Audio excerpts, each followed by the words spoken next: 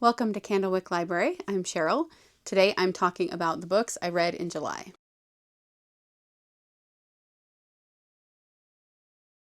First, I'm going to talk about the books that I read that really didn't have anything to do with either of the readathons that I was taking part in. So with my mom, for our Inklings book club, we read Brave Companions by David McCullough.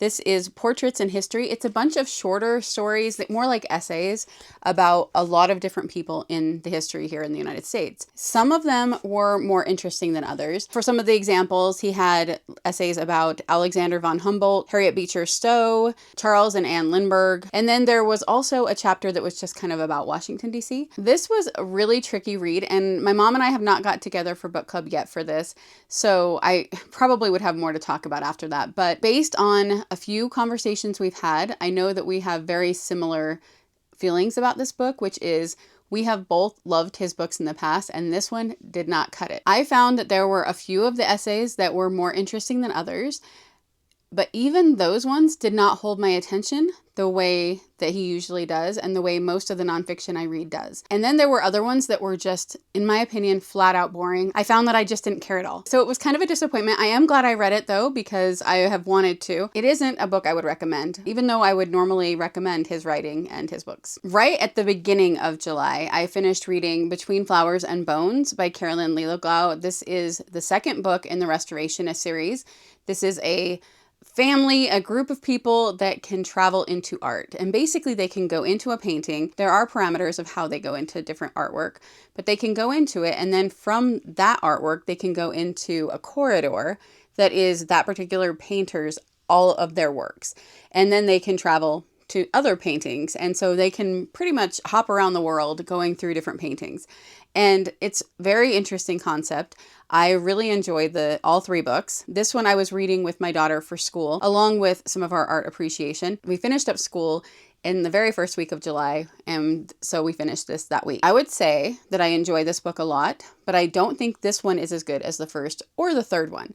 So if you start reading them and you really like the first one and then you get to this one and don't like it as much, keep going, because I think the third one is really good. I have also mentioned that I wanted to take the Totalitarian books course on Hillsdale College. They do a bunch of free courses online, and one of them is totalitarian novels, and I've wanted to take that for a while. So my plan was to try to do it this summer. I don't know if I'm going to be able to finish the whole thing this summer or if it will go into the fall, but I have been reading a few books that aren't necessarily in the class but go along with the topic, and then I'm reading the ones that they have for the class. So I finished 1984 in July. This was a reread, but it has been a very long time since I read it.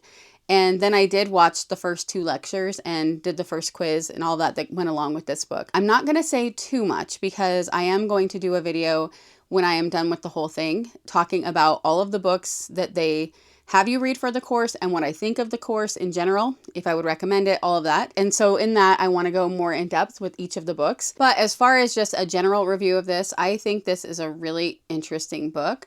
I hesitate to say good because it's not necessarily a pleasant read, and I think a lot of people would associate those two things together. But I am glad I read it. I'm glad I reread it. I actually had so many times during this reread of this where I was pointing out like that day something happened in the world that matched up with something in this, or something that's happening in our area that matches up with something in this. It was just a very interesting thing to have that happen. And then I'm also reading another book right now that mentioned something from this as well. And so it's just, I think, a really important read. However, I would have that there are some content warnings. I did not remember how much sexual content is in this book. It is a more adult book. If you don't want to read anything with any of that in it at all, it's not detailed, but it is there. So if you don't want to read anything like that, then you might want to pick a different book that covers the same kind of topics. I also had a reread in July. Well, this actually started in May. This is Reclaiming Quiet by Sarah Clarkson. Sarah Clarkson was doing a read through of her book, and every week doing a live where you could chat with her about that chapter. She had a newsletter she would send out every week with artwork and music and poetry that matched the theme of that chapter that week. And I found out about it after she'd already been doing it for a few weeks. So I hurried and signed up, caught up the first week that I was doing it on all of the weeks they'd already done. And then from there, I went through it, and we just finished it last week. It really hadn't been that long since I read this. I believe I read it at the very beginning of last year. I'm pretty sure that's when it was. But even so, I am glad that I read it again so soon, because I love this book. I love this book so much. I love Sarah Clarkson and her writing, but this book just touches something inside of my soul. It just nourishes my soul, I guess I should say. There's just something about it that forces me to go into that place of quiet and calm when I'm reading it. And so doing the lives with her, I wasn't always able to do it when she was on live, but I would always watch it the next day if I couldn't.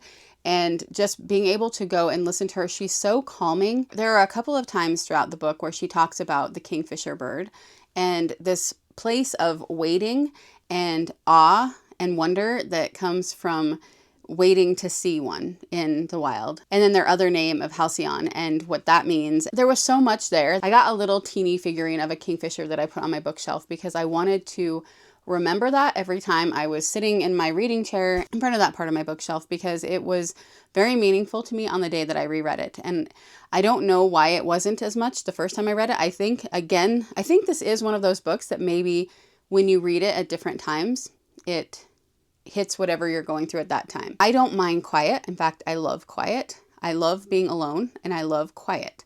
I am not somebody who shies away from those things. However, I can be a very restless person. I'm doing this thing on Instagram right now that I just saw somebody doing it and I thought it looked like fun, where you post a song every single day that's a different letter of the alphabet. This morning, it was for H, and I posted Hopeless Wanderer by Mumford & Sons. From the moment I heard that song the first time, I related so much to it because it's really hard for me to stay in one place. That might come from a childhood of being a military kid and moving around a lot. So staying in one place for too long doesn't seem normal. You'd think I would grow out of that by now though, but I don't know. And it is really good when I find something that really centers me and forces me to just live in the moment and enjoy it and notice it. And I've definitely gotten better at that as I've gotten older, but I love the reminder. I also read Passing the Torch by Louis Markos. This is an apology for classical Christian education. I heard about his books and this book in general from Luminous Libro. She interviewed him and it was a great interview. So if you haven't watched that, I encourage you to go watch it.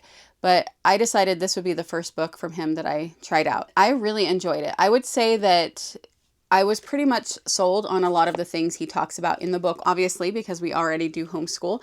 But I found that it was a very interesting book, very well written, and I did enjoy a lot of it. There were some times when I felt like it got a little bit repetitive in some areas, and there were some things that maybe weren't applicable to me as much, but I did really enjoy it. And it also led me to want to read Plato's The Cave, which I had not read yet. So I have that, and we're going to be incorporating that into our school year next year. I think most of the people on here, if you're new here, you wouldn't know this yet. I do read a lot of nonfiction. It is one of the genres I really love because I am a researcher and a learner at heart. I love learning new things, and then I go all in. I research everything as much as I can. I love learning new things and going really, really deep in on them. Every morning, I have a little morning routine, which I've talked about before on here as well, where I do my Bible study. And then I usually have a couple of books that I am reading at the time. And I try to get through all of them every day. Some days I can only get through one or two. Sometimes I can only do my Bible. It doesn't matter. It just is whatever I can get to that day. And so that is why a lot of times at the end of the month, when I do my monthly wrap-ups, there usually will be at least one nonfiction, if not more, because I read them throughout the whole month every morning. So another one I got to this month was The Alpine Path by Lucy Montgomery. This is her autobiography. It's very short. I read it over the course of just a couple of days. And this also was a reread, but I hadn't read it for a very long time again. And I decided I wanted to dive back into it because of a project I'm working on. It's really fun. I think that if you want to know about Lucy Montgomery, but you don't want to read a huge biography of her, or you don't want to take the time to read her full journals, then this is a good overview in her own words. And she does incorporate things from her journals into this. I'm also going to be rereading her journals over the next 6 months to a year. Anyway, so I really enjoyed reading that as well. And then I also finally finished the Jurassic Park, The Ultimate Visual History. I've talked about this on my Jurassic Park movie videos. I might have talked about it on other ones as well. This has sections on the making of each of the first 3 Jurassic Park movies. I finally did read the part about the 3rd movie, and then the last part was about merchandise, toys, things like that. Finished all of that. I did watch the 3rd movie, so a video will be coming out about that in the next little while. But I really enjoyed this. I would say that the Jurassic Park part was definitely my favorite. And then The Lost World was a little bit more interesting just because it helped me to understand some of the changes that I didn't like in the movie. But the 3rd one was interesting, but I would say not as interesting as the first 2. Again, though, I felt like it was totally worth it to read. The last part with the merchandise, I didn't enjoy as much, but still, as a whole, I really, really liked it. I think it's a worthwhile book to have if you are a huge Jurassic Park fan like I am, and if you can get it on sale. I mentioned on here that I was able to find it on a deal. Otherwise, it can be really pricey. But it was really fun to read, and I'm glad I was able to get it. So then, the first readathon I took part in July, I didn't know about, I don't think, when I did my TBR video. I'm pretty sure I didn't learn about it until after I'd already made that. And it was Summerween. I had some books I wanted to read that had a little bit more of a spooky feel to them. And so I thought that would be perfect before the Mermaid Marathon started. So what I ended up doing was it actually went into the days that would have been the Mermaid readathon. And I just kept reading the Summerween type books. Once I started the Mermaid Marathon readathon, I actually let that go till the end of the month because I knew I wasn't going to finish everything I wanted to in the allotted days. I read the spooky books first. I had a few that were fun, and then I had a few DNFs. So I'm going to share the DNFs first. The first one was Stephen King's The Stand. I did mention I was going to be doing a reread of this summer and how big this book is and all of that. I've read this book one time, and I was, I think, 21 or 22. It was a very long time ago. And I really liked it. I've wanted to reread it since then, but I just wasn't enjoying it this time. I got over 100 pages into it. That's not very far when it's 1,300 pages. So the description of the illness that everybody got at the beginning was so descriptive, it was making me sick. And I was not enjoying it. So I know that it probably gets a lot better once the story gets going more. You know, having read it before, I remember some things, I just don't remember it super clearly. But I was just having a really hard time wanting to pick it up, and I didn't like any of the characters yet. Again, I think that changes later, but I'm not 100% sure. And I just decided that right now I didn't feel like reading it. I don't know if I will go back to it. I might eventually. And I just had so many other books I wanted to read in July that I just decided I wasn't going to take the time for this one right now. I don't know if I will go back to it or not. I didn't used to be very good at DNFing books because I just felt like I had to finish everything I started. But now I've gotten to the point where there's just too many books I want to read. And so if I'm not enjoying a book, then what is the point? Because I'm supposed to enjoy this hobby. That's how I come to it now. The next one was The Lake House by Sarah Beth Durst. This one had a very similar problem. It was okay at first, but then I just didn't care. I could not get into the writing. I didn't really care about the characters.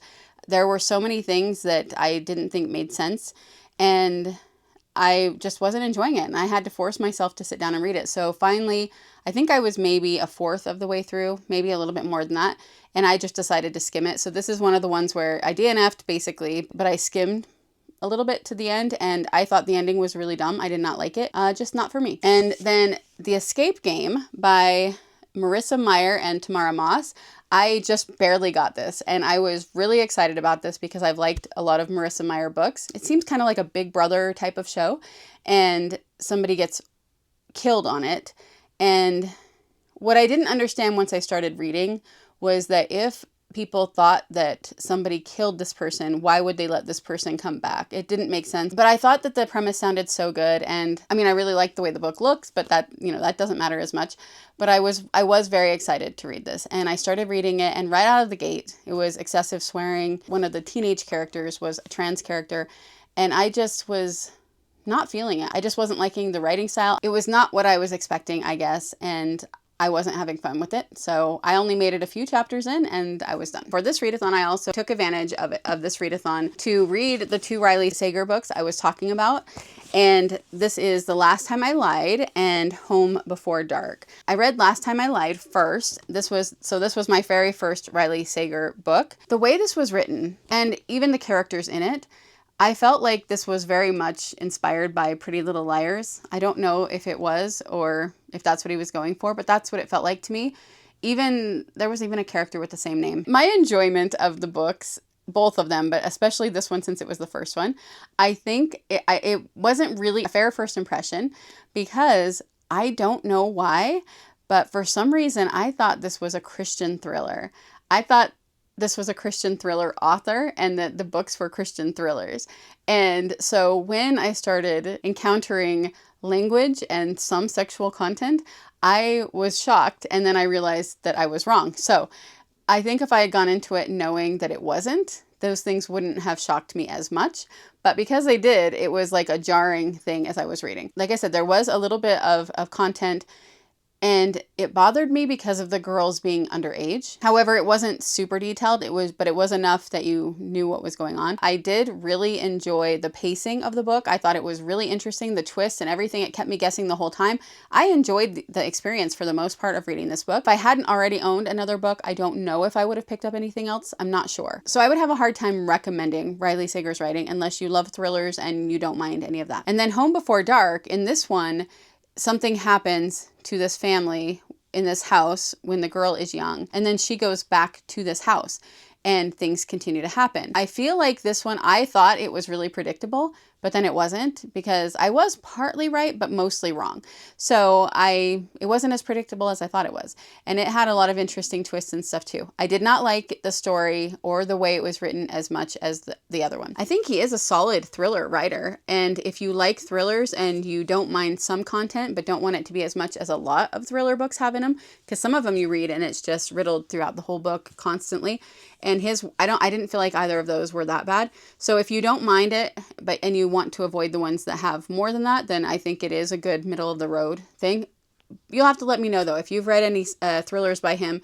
At this point, I don't think that I would run out to get another one because I liked them. I enjoyed the experiences, but I wasn't blown away.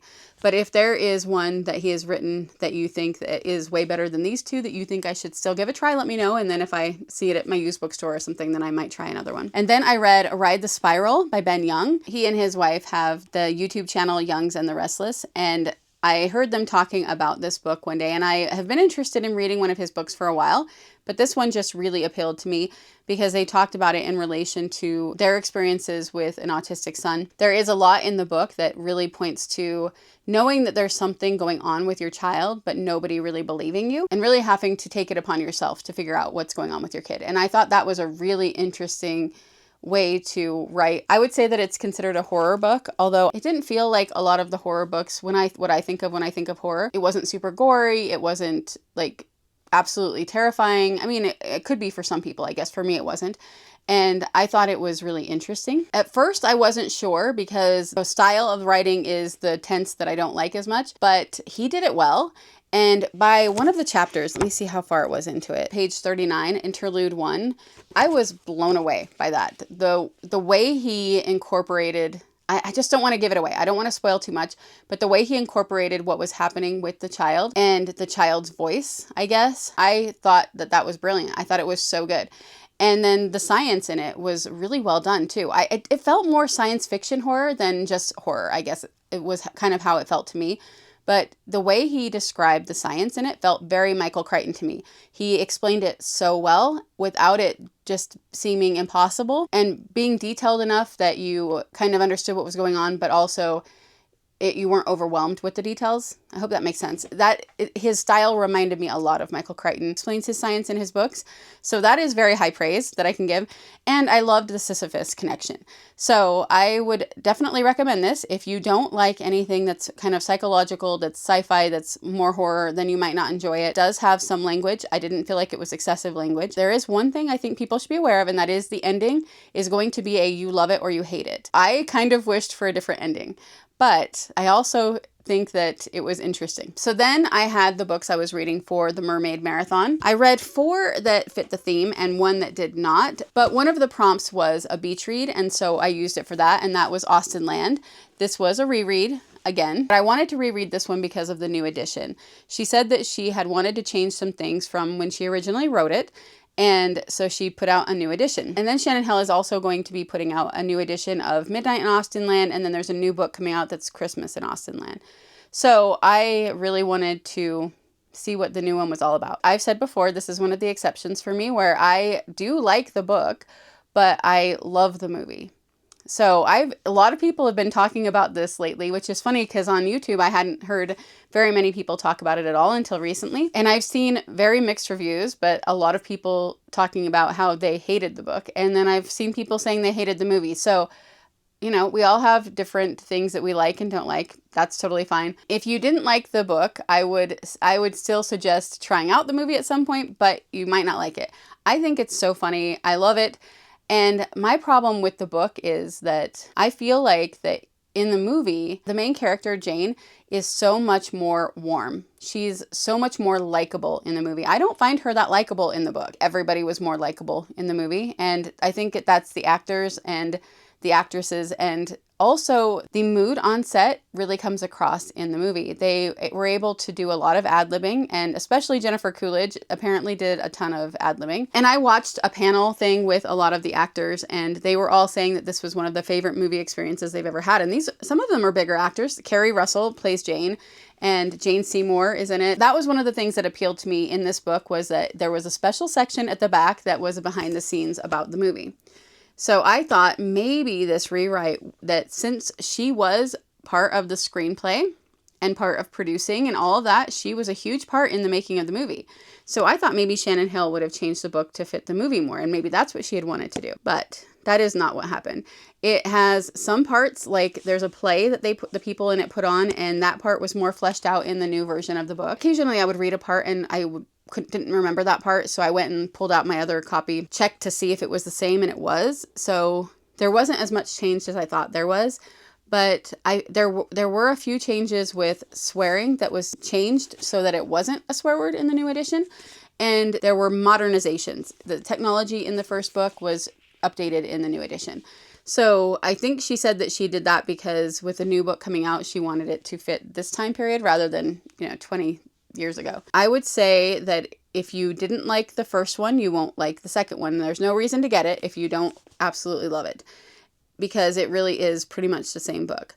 For me, since I already had it, I will probably keep this one and get rid of the older one. But my favorite part of this was the behind the scenes part. I loved reading that part. I loved learning more about the movie and the relationships that Shannon grew with a lot of the actors and everybody. And then I watched the movie right after reading this, and I really enjoyed watching it after having read the behind the scenes part too. I also reread Michael Crichton's Pirate Latitudes. It was found on his computer after he died, and it was already completed, and so they just edited it, polished it, printed it, published it. I think this book is pretty good. I didn't love it as much as I thought I was going to. I would say that the problem I have with this book, if there is a pirate trope out there, it's in this book. I think sometimes in modern books and movies, pirates tend to be romanticized. I mean, I definitely did that with Once Upon a Time with Captain Hook, and this is a very more of a accurate, I think, non-romantic look at it. I mean, I hope it is, because it's horrible. A lot of it is so yucky. I didn't think that there was a single likable character in this book. I'm sure other people have a different opinion about that, but I just didn't like anybody. There was sexual content in it. Again, not super detailed, but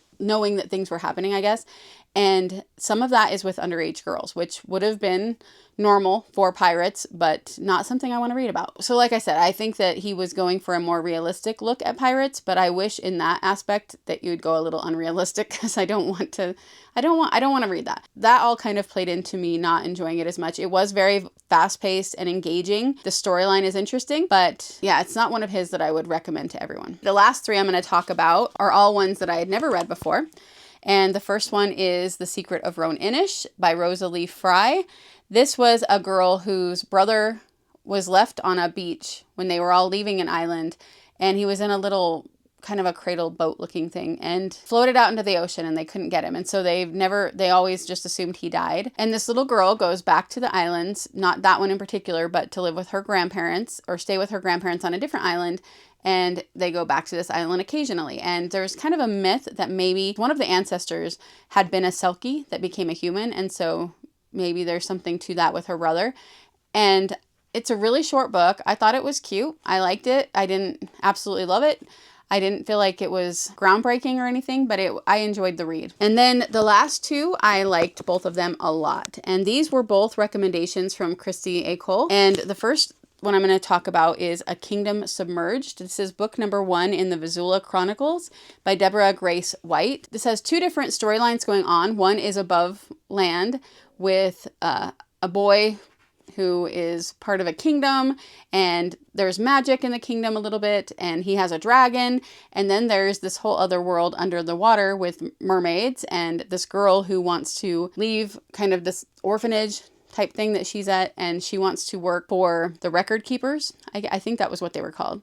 And so she has to go, and she wants to go into training for it, but you have to pass a bunch of tests. And there's a lot of prejudice against her by the people in the bigger city where this place is. I really liked her character, and I enjoyed the story so much. I didn't like the above water part with the boy. I think his name was Heath. Lord Heath. Yeah, Lord Heath. I didn't like his story as much as Merletta's story, but I still liked it. I really preferred the mermaid part of it, but I loved it. I thought this was so good. I really loved the whole aspect of like there being this hidden knowledge, hidden information people are trying to keep from the other people, and her thirst for knowledge and curiosity. I loved that. Also, every time I read a book where there is a mermaid character and they are up above the water for a little while and below the water, I always wonder how did they breathe both places? And this book is the first one I've ever read that addressed that. And I thought that was so good and so interesting. So yeah, I really liked it. I don't know when I'm going to be able to get to the rest of the series, but I definitely do want to because I did enjoy it a lot. And that was completely clean. And then the other one is Hunting Sirens. This is Mary Mecham. This is book 2 in the Legends of Neverland. It's a gender-flipped Little Mermaid. And I read Becoming Hook, the first one, a couple of years ago, and I did enjoy that one. And I had thought about rereading that one this month as well, but I just didn't get to it, and I decided to go ahead and read this one because I did remember enough of that one. I felt like that if I needed it, then I would remember it. And I did say in my TBR video that I wasn't sure if you had to have read them in order, but now I will say, yes, read Becoming Hook before this one, unless you want to get spoiled for the ending of it, because some of the characters in Becoming Hook do show up in this book, which was a fun surprise. But I actually liked this one even better than Becoming Hook. In fact, a lot better than Becoming Hook. I loved the representation, a character being deaf. I had an aunt who was deaf, and I thought that was really interesting. And also the way it was described and explained, I think it was well incorporated. And she did have an author's note at the beginning talking about that she had members of the deaf community reading it and telling her what she did right and wrong so she could make sure it was the best representation she could do. And I think that comes across. I think she did a really good job. I don't know if you say her name Treva or Treva. I think it's Treva. I loved Treva. I thought she was a really awesome character. She was very strong, very cool, but sometimes in books with a female lead that is supposed to be really strong and tough, sometimes I don't feel like people do that very well. And I felt like she was really well done with that. I really loved her. And I liked the main boy as well. I did feel like there were a couple of times in the book where her thoughts about him, like the romantic part of it, got a little bit too much. And I felt that way in Becoming Hook as well. So that might be her writing style. I'm not sure. But there was one part when I was just like, okay, can we get back to the story? We know that you like, the way he looks. I don't need to keep hearing about this. I don't need you to keep going on and on. Like, I get it. You're attracted to him. But then it went back to normal. And that only happened. I believe there was only one scene I can think of now that I thought was too drawn out with that. But other than that, like, I don't really have anything else negative to say about it besides that. I love her writing style. I'm definitely going to read more books by her because that makes 2 for 2 that I've liked, and this one that I liked you know, like I said, even more than the first one. So thanks, Christy, for those recommendations. I'll try to link below the video where she recommended those because she had a lot of other recommendations that sounded good as well. Hunting Sirens was my favorite book of July. If I was picking a book that I had read before that was a favorite, it would have been Reclaiming Quiet. But since I picked one of my new reads, it's definitely was Hunting Sirens this month. So I would love to know if you have read any of these, and let me know with Mary Mecham if you have a favorite by her. Besides The Becoming Hook and Hunting Sirens, if you have a different book by her that you would recommend be one of the next ones I read from her, because I definitely am interested in reading more from her.